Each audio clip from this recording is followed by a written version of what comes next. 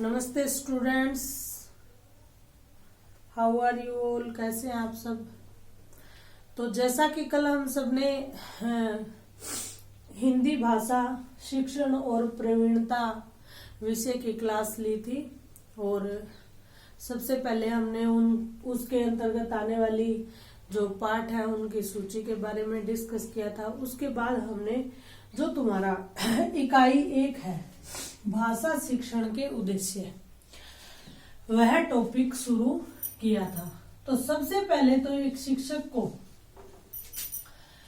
RPSC द्वारा या जो हमारे विद्वज्जन होते हैं जो सिलेबस आपके लिए विषय वस्तु तैयार करते हैं, उन्होंने यह बताया है कि आपको भाषा की शिक्षा या भाषा की जो ट्रेनिंग है, भाषा शिक्षण की जो ट्रेनिंग है वो देने का उद्देश्य क्या है, उससे कौन कौन से लाभ आप प्राप्त करेंगे और कैसे आप अपने भावी विद्यार्थियों को भाषा के संदर्भ में शिक्षित करेंगे।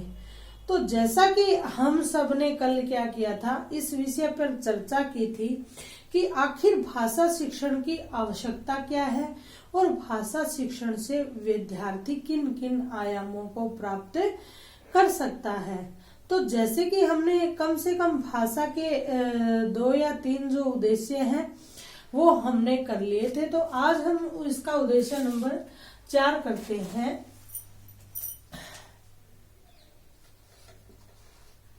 कि भाषा शिक्षण के उद्देश्य के अंतर्गत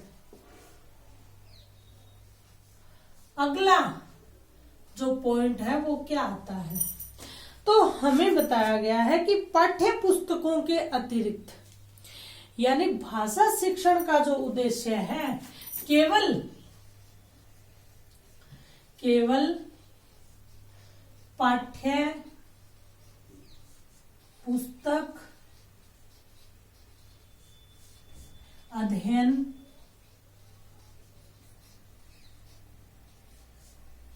न होकर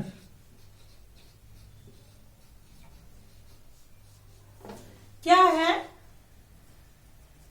अन्य विधाओं में भी, अन्य विधाओं किसकी, अन्य भाषा की जो न होकर भाषा की अन्य विधाओं से विद्यार्थियों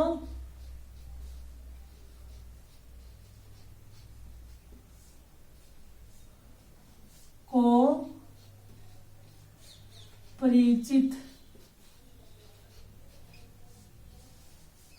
करवाना।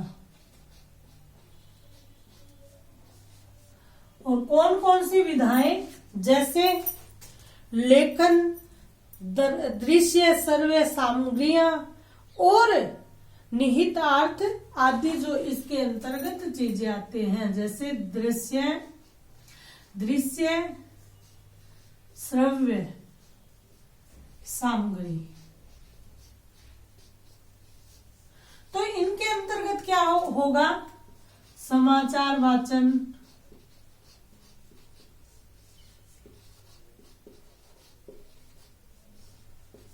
ये श्रव्य या पठन सामग्री के अंतर्गत आ गया। दृश्य सामग्री के अंतर्गत आएगा नाटक,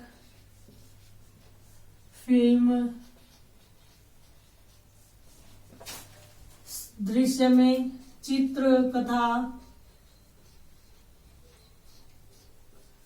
जैसे कि हम पहली नर्सरी या पहली या दूसरी के बालक को चित्रों के माध्यम से पढ़ाते हैं तो उनको ज्यादा समझ में आता है। जैसे एक अगर शिक्षक को बच्चे को खरगोश और कछुए की कहानी बतानी है तो वह सिर्फ मौखिक अभिव्यक्ति के द्वारा न बताकर यदि वह चित्र सहित उसकी व्याख्या करेगा तो बालक को अधिक समझ में आएगा। और इसके अलावा आजकल टेक्नोलॉजी का माध्यम है, तो यदि आप दृश्य सामग्री के रूप में, एक छोटी सी कहानी के रूप में, कथा के रूप में उस बालक को अगर वो एज ए फिल्म या नाटक की तरह दिखाएंगे तो उसके दिमाग में ज्यादा आएगा। जैसे कि आप सब आजकल घरों में अनुभव कर रहे होंगे कि छोटे छोटे बच्चे कार्टून देखते हैं और उसके माध्यम से वो कई बार ऐसी ऐसी जानकारी हमें दे देते हैं जो हमें नहीं पता हो। कलर सीख जाते हैं,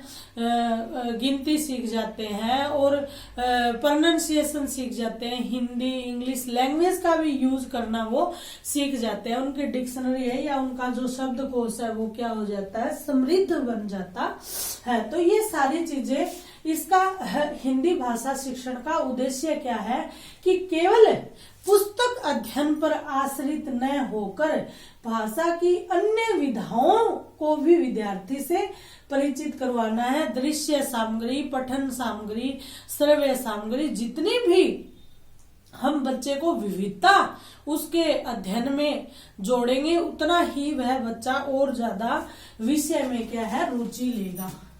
अब हम बात करते हैं अगले उद्देश्य की, और आप साथ के साथ स्क्रीनशॉट ले सकते हैं, नोट डाउन कर सकते हैं, क्योंकि यह जो आपकी क्लास है यह आपकी जो टेक्स्ट जो किताब लगाई गई है उसके माध्यम से दी जा रही है।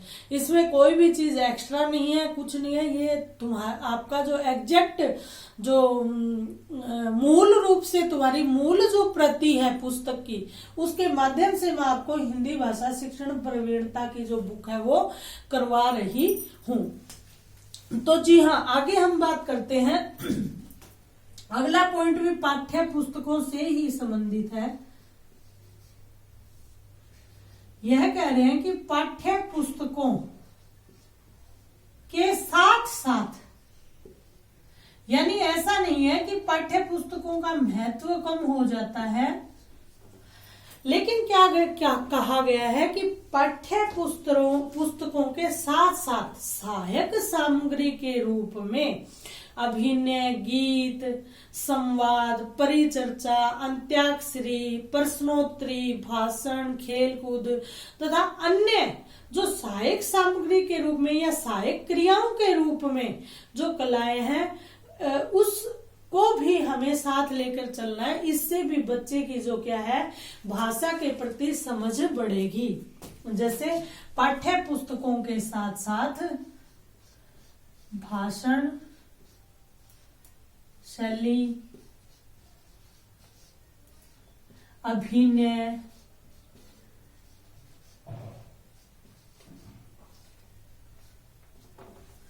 अंत्याक्षरी। अब यह अंत्याक्षरी ऐसा नहीं है कि आपकी फिल्मी गानों पर ही आधारित हो। अंत्याक्षरी में आप शब्द अंत्याक्षरी खेल सकते हैं। जैसे आपने अब बोला तो अगले बच्चे को कहो बेटा आप बै से कोई शब्द बोलो, उन्होंने बतख बोल दिया, फिर अगले बच्चे से कहो आप ख से बोलो, खरगोश बोल दिया, फल शब्द अंत्याक्षरी करवा दो, पशु शब्द अंत्याक्षरी करवा दो। आपके पास प्राइमरी लेवल के विद्यार्थियों के लिए बहुत ज्यादा क्लास कक्षा के स्तर के अकॉर्डिंग इसमें आपके पास सामग्री मिल जाएगी। अगर वो थोड़े बड़े बालक हैं तो देशभक्ति गीत की अंताक्षरी करवा दो या देशभक्तों के नामों की अंताक्षरी करवा दो। पहले दिन उनको होमवर्क दे दो, अगले दिन उनको करवा दो। तो इससे क्या होगा, आपके एक पंथ दो काज। बच्चों में जो देशभक्ति की भावना है वो भी डेवलप होगी, वो अपने देश के विगत महान पुरुषों के बारे में भी जानेंगे, और साथ में उनको चित्र दिखा दो तो वो उनको उनकी जो चित्र है उसके माध्यम से देख पाएंगे कि जी महात्मा गांधी ऐसे दिखते थे, गांधी नेहरू जी ऐसे दिखते थे, सरदार वल्लभ भाई पटेल ऐसे दिखते थे, और सुभाष चंद्र बोस जी ऐसे दिखते थे, ठीक है, भगत सिंह आजाद ऐसे दिखते थे, ठीक है। तो ये चीजें क्या है, आपके पठन जो आपका शिक्षण है उसको चार चांद लगाएंगी। उसके बाद प्रश्नोत्तरी हम कह सकते हैं। प्रश्नोत्तरी में क्या हो जाएगा, आप बच्चों की जनरल नॉलेज बढ़ा सकते हैं। जैसे आपने राज्यों के नाम याद करने दे दिए, जिलों के नाम याद करने दे दिए, तहसील के दे दिए। और आप सबको पता है कि आप यदि बीएसटीसी के बाद रीट का पेपर देंगे तो ये सारी चीजें आपको कंठस्थ करनी पड़ेगी। तो क्यों ना आप उस बच्चे को शुरू से इन चीजों के लिए तैयार कर दें। और भाषा के विषय में भी बहुत सारी चीजें हैं। कविता है, कविता से संबंधित प्रश्नोत्तरी हो जाएगी, पाठों से संबंधित हो जाएंगी, लेखक का नाम पूछ सकते हो, जो पाठ आपने पढ़ाया है कल कक्षा में उसमें चरित्र पे आधारित, जैसे किसी की भूमिका की, लकड़हारे की भूमिका कौन निभा रहा था या बूढ़ी दादी की क्या भूमिका थी, इस तरह से आप इनको, इन चीजों को भाषा, इन कलाओं के माध्यम से बच्चे की भाषा को समृद्ध कर सकते हो, बच्चे के साहित्य को भी मजबूती आप दे सकते हो। और खेल कूद के माध्यम से, अब खेल कूद का मतलब ये नहीं है कि हिंदी भाषा की क्लास में आप बच्चों को क्रिकेट खिलाएंगे, नहीं। खेल कूद के माध्यम से ये है कि आप एक को कछुआ बना दो, एक खरगोश बना दो और वो कहानी जीवंत कर दो बच्चों के सामने, प्यासा कौवा बना दो, कहानी जीवंत कर दो, लोमड़ी बना दो, कहानी जीवंत कर दो। खेल कूद भी हो जाएगी, उछल कूद भी हो जाएगी और साथ में बच्चे का जो है भाषा का विकास भी हो जाएगा। और ये सारी क्या कहलाती हैं? पाठ्य सहगामी क्रियाएं। पाठ्य सहगामी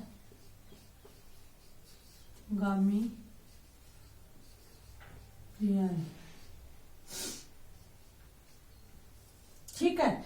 ये सारी क्या हो जाएंगी? पाठ्य सहगामी क्रियाएं हो जाएंगी। इनके माध्यम से आप बालक को क्या करवा सकते हो? उसका साहित्य संबंधी, भाषा संबंधी विकास पूर्ण रूपेण आप करा सकते हो। उनमें साहित्य की समझ पैदा कर सकते हो। भगत सिंह की कहानी है, उसको जीवंत कर दो। महारानी लक्ष्मीबाई का जो नाटक है, महारानी लक्ष्मीबाई ने किस तरह से अंग्रेजों से छोटे छोटे भाग बना के, आज हम महारानी लक्ष्मीबाई के बचपन के बारे में जानेंगे, आज हम उनकी युवावस्था के बारे में जानेंगे, आज हम उनके जीवन में आए हुए संघर्षों के बारे में। और वो बच्चों को आप हफ्ते में थोड़ा थोड़ा करवाते हुए अभिनय तैयार करवा के, और शनिवार वाले दिन आपकी एक मनोरंजन पूर्ण गतिविधि भी हो जाएगी और आप उन बच्चों को सबको इकट्ठा करके और स्कूल के सामने नाटक प्रस्तुत करवा दीजिए। तो ये सारे उद्देश्य हैं। और ये जो उद्देश्य हैं ये हमें किस चीज की पूर्ति करवाएंगे? ये हमें हिंदी भाषा को सबल, समृद्ध और बच्चों में हिंदी भाषा के प्रति रुचि भी पैदा करवाएंगे। और आपकी क्लास में विविधता पैदा करेंगे। क्योंकि यदि आप सिर्फ लेक्चर मेथड से, पहली बात तो इतने छोटे बच्चों को लेक्चर मेथड सूट नहीं करता है, फिर भी आप व्याख्या कौशल के माध्यम से, प्रश्न कौशल के माध्यम से उनको पढ़ाएंगे। और इन कौशलों के साथ साथ यदि आप हफ्ते में एक दिन पाठ्य सहगामी क्रियाओं के माध्यम से अगर भाषा का ज्ञान करवाते हैं तो आपकी कक्षा में पूर्णतः 4 चांद लग जाएंगे। और आपके जो विद्यार्थी है उनकी जो रुचि है हिंदी भाषा के प्रति वो देखते ही बनेगी और आपको भी बच्चों से कुछ न कुछ सीखने को मिलेगा। तो ये थे हिंदी भाषा शिक्षण के उद्देश्य। हिंदी भाषा शिक्षण के उद्देश्य एक बार फिर मैं आपके सामने संक्षिप्त रूपेण दोहरा देती हूँ कि सार्वजनिक जीवन के संपर्क में आने वाले हमारे जितने भी अनुभव हैं उनकी अभिव्यक्ति हम भाषा के द्वारा कर सकते हैं। भाषा के द्वारा जो अर्जित हमारे अनुभव है उनको हम बच्चों के साथ बांट सकते हैं। और बच्चे, जो बालक है वो आपके साथ, अगर बालक को बोलना नहीं आएगा तो वह आपको किस तरह से अभिव्यक्ति करेगा? कोई छोटा सा चुटकुला सुनाएगा, छोटी सी कविता सुनाएगा, वो सुनाएगा किस माध्यम से? अभिव्यक्ति के माध्यम से। उसके बाद जो भाषा है वो बालक को स्वतंत्र अभिव्यक्ति का कौशल भी देती है कि बालक कैसे अपनी बात को सबके सामने रखे। छोटा सा बालक स्टेज पे जाके कुछ बोलता है तो हमें बड़ा अच्छा लगता है। और वो बोलने का जो उसको कौशल है वो कहाँ से आएगा, वो हमारी इस भाषा शिक्षण की ट्रेनिंग के दौरान ही आएगा। और आपको इसीलिए सिखाया जा रहा है कि आप छोटे बालकों के मध्य हिंदी भाषा को कैसे प्रचारित प्रसारित करें। उसके बाद हमने बात की कि रचना के तत्वों को समझना। साहित्य कोश, शब्द कोश बड़े बड़े नाम है, लेकिन यदि आप छोटे से बालक के मन में ही शब्दों का भंडार भर देंगे तो वह बालक बड़ा होके उन सारे शब्दों का उपयोग करेगा और हो सकता है वह आने वाले भविष्य के गर्भ का महान कवि हो, महान लेखक हो। और जिस दिन वह महान कवि या लेखक बनेगा तो किसी न किसी मंच पे अगर आप अच्छे शिक्षक, अच्छे गुरुजन रहे हैं तो वो जरूर इस बात का व्याख्यान करेगा कि हाँ, मैं उस गुरुजी का विद्यार्थी रहा हूँ, बालक रहा हूँ, और जो शब्दों का ज्ञान है मुझे उनसे मिला है। तो जी आप ये देखिए कि एक शिक्षक जो होता है वो कहीं ना कहीं अपने गुरु की प्रतिछाया या मॉडल होता है। अगर आप एक अच्छे शिक्षक हैं तो इसका मतलब आपके जीवन में भी कभी ना कभी किसी न किसी क्लास में आपके सामने एक अच्छा शिक्षक आया होगा और उनके गुणों को आपने आत्मसात किया है, तो आप अच्छे शिक्षक हैं। अब हम बात करते हैं इकाई 1 का पॉइंट नंबर 1 आगे आ जाता है, उच्च प्राथमिक स्तर और भाषा शिक्षण।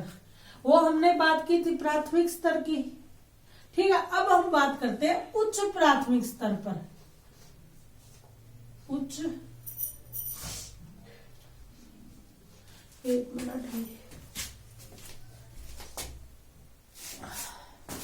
देखो आज सर्दी बहुत है और आप साथ के साथ मैं ये काम करती हूँ, इतने आपको एक छोटी सी बात, वैसे तो आप सब बड़े बच्चे हैं लेकिन फिर भी अपना ध्यान रखिए, अपने परिवार का ध्यान रखिए और सर्दी से बच के रहिए भाई। उच्च प्राथमिक स्तर, उच्च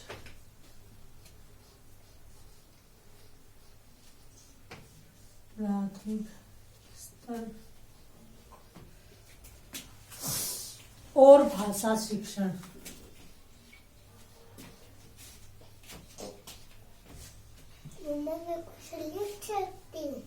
बेटा अभी क्लास चल रही है, आप जब क्लास खत्म हो जाएगी जो आप चले जाओगे नीचे। नहीं, आप लिख लेना, ठीक है। नहीं तो उच्च प्राथमिक स्तर और भाषा शिक्षण। तो देखिए कि भाषा एक ऐसा माध्यम है, भाषा एक ऐसा माध्यम है जिसका उपयोग हम जिंदगी को समझने, उससे जुड़ने, इट्स ओके, कोई बात नहीं। देखो वो किसी ने सच्ची कहा है, बच्चे मन के सच्चे। तो ये ऑनलाइन क्लास मतलब तुम्हारी चल रही है, लेकिन वही है, बच्चा तो बच्चा होता है, तो कोई बात नहीं। थोड़ी देर गुड़िया आ गई थी तो उसके लिए मैं क्षमा चाहती हूँ। तो हम दोबारा इस बात पे बढ़ते हैं। और देखिए मैं एक चीज आज इस एग्जाम्पल से भी आप सीख सकते हैं कि बच्चे को कभी भी आप ब्लैक बोर्ड पर जाने से न रोके। आप उस क्लास में अनुशासन हर चीज के बारे में सोचेंगे, लेकिन प्राथमिक स्तर के बाद, क्योंकि जो प्राथमिक स्तर के बालक होंगे वो ऊर्जा से भरपूर होंगे और उन्हें तभी फिल्टर नहीं करना है कि आपको ये नहीं करना, आपको वो नहीं करना। उनको पेन दीजिए, बोर्ड दीजिए और उनको खूब उसको इस्तेमाल करने दीजिए। वही मैं कह रही हूँ, क्या पता है वहां भविष्य का एक अच्छा शिक्षक छुपा हो, ठीक है। तो देखिए उच्च प्राथमिक स्तर पर भाषा शिक्षण, सबसे पहले तो समझते हैं कि उच्च प्राथमिक स्तर क्या है और फिर वहां भाषा का क्या महत्व आ जाता है। उच्च प्राथमिक स्तर पर आते आते जो बालक है कम से कम चौथी या 5वीं कक्षा में वह शब्दों को, वाक्यों को समझने लग जाता है। कहीं ना कहीं उसे छोटी छोटी कविताओं का भी सिलेबस में समावेश किया जाता है, वह उन कविताओं का भाव समझने लग जाता है, ठीक है। तो यह क्या है कि जैसे एक फूल की एक कविता मैं पिछले 2-4 दिनों पहले कोई चौथी कक्षा की बुक मेरे सामने आई थी, बच्चा आया था, तो वो एक कविता थी कि फूल माली से कुछ निवेदन कर रहा है कि ए माली, मुझे उस रास्ते पर मत फेंकना, उस पथ पर मत फेंकना, उस मुझे किस पथ पर फेंकना। मेरी एक ही अभिलाषा है कि जिस पथ पर मेरी मातृभूमि के वीर गमन करते हों। तो ये वह बात उस बच्चे को समझ में आई। तो इसका मतलब क्या है कि उच्च प्राथमिक स्तर पर आते आते बालक का जो संज्ञानात्मक विकास है वो उसकी शुरुआत हो जाती है और वह समझने लग जाता है। तो वहां पे भाषा का शिक्षण और ज्यादा महत्वपूर्ण रूप ले लेता है और आपको वहां पे और ज्यादा मेहनत और ज्यादा बच्चों को सबल ज्ञान देने की कोशिश करनी चाहिए। तो कहते हैं कि भाषा एक ऐसा माध्यम है जिसके उपयोग से हम जिंदगी को समझने, उससे जुड़ने, जीवन जगत को जानने, अपने विचारों को प्रकट करने, दूसरों के विचारों को सुनने, इन सारी स्थिति में पहुंच जाते हैं। और आज हिंदी की जो हमारे स्थिति है, वैसे तो देखो हिंदी पूरे विश्व में सबसे ज्यादा बोली जाने वाली दूसरे पायदान की भाषा है, लेकिन फिर भी हमारे अपने ही देश में हम अपनी इस भाषा को कमतर आंकते हैं। तो आपको विद्यार्थियों के दिमाग से ये बात बिल्कुल निकाल देनी है कि हिंदी भाषा का महत्व नहीं है। देखो, हिंदी और संस्कृत एक ऐसी भाषा है जो अपने आप में संपूर्ण व्याकरण को रखती है, वरना आपको इंग्लिश में नाइफ का के कहाँ गया पता नहीं चलेगा। लेकिन हिंदी और संस्कृत में एक छोटी सी बिंदी भी आती है तो उसको अनुस्वार कहते हैं, उसकी बोलते टाइम उच्चारण करते समय ध्वनि कैसे निकलती है, इतनी वैज्ञानिक भाषा है यह। और वैज्ञानिक भाषा है इसीलिए कारण है कि कहते हैं ना कि हर संस्कृति आई और मिट गई, ठीक है, लेकिन ये जो भाषा है ये नहीं मिटी, क्योंकि इसकी जो वैज्ञानिकता है उसके दम पर यह नहीं मिटी है, इसके अपने लॉजिक है, अपने रीजन है। तो इस भाषा के प्रति बच्चों के मन में बिल्कुल वैसा ही प्रेम भर दीजिए जैसा कि एक देशभक्त के मन में देश के प्रति प्यार और उत्साह होता है। तो कहते हैं कि जी हिंदी को उच्च प्राथमिक स्तर पर आपको ज्यादा सबल और सुदृढ़ बनाना है, जिससे क्या होगा कि बच्चे और ज्यादा प्रतिभाशाली बनेंगे और उनको बड़े व्यंजनात्मक तरीके से, यानी उनको मनोरंजन करते करते उच्च प्राथमिक स्तर पर इस भाषा का आपको ज्ञान देना है। और इस संबंध में ज्यादा बात करते हुए हम कहेंगे कि विद्यार्थी का भाषा बोध, साहित्यिक बोध इस सीमा तक विकसित हो जाए कि उसे किसी भी रचना के बारे में स्वतंत्र राय बनाने का आत्मविश्वास पैदा हो। देखो कितनी बड़ी बात कही है कि उच्च प्राथमिक स्तर पर भाषा शिक्षण कैसा होना चाहिए। उच्च प्राथमिक स्तर पर विद्यार्थी को, बालक को उच्च प्राथमिक स्तर पर बालक का भाषा बोध